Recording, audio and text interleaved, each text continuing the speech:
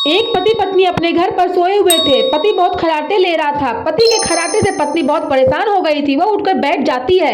तभी उस घर में रहने वाली चुड़ैल पत्नी के पास आती है। वह चुड़ैल को देखकर डर जाती है। चुड़ैल बोली, डरो मत, मैं तुम्हारे पति के खर्राटे से परेशान हो गई हूँ।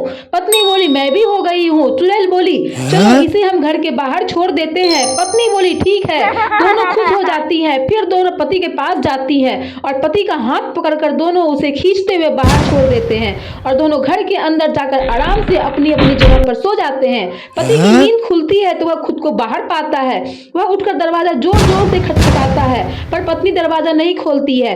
आज का ज्ञान, पति को खर्राटे भी सोच समझ कर लेना चाहिए, नहीं तो घर में रहने वाले चुड़ैल को बुरा लग सकता है और वह कुछ भी करा सकती है आपसे।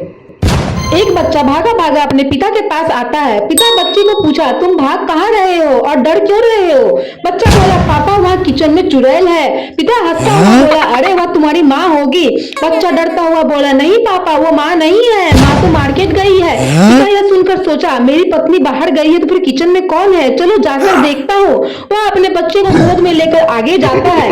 वह किचन में झांकता है तो कोई नहीं था। वह राहत की सांस लेता है, तभी पीछे से कोई उसे पीठ पर हाथ मारता है। पिता डर जाता है और डरता हुआ पीछे पलटता है तो पीछे चुड़ैल होती है। वह बहुत ही गुस्से में थी और बोली, तुम अपनी पत्नी को चुड़ैल समझते हो? वह डरता हुआ बोला, नहीं, वो तो मेरी प्यारी पत्नी है। चुड़ैल बोली, आज से तुम अपनी पत्नी को कभी चुड़ैल नहीं बोलोगे, नहीं तो मुझे चुड़ैल कौन समझेगा। आज का ज्ञान, पति को सोच समझकर पत्नी को किसी का भी नाम देना चाहिए, नहीं तो चुड़ैल को भी बुरा लग सकता है।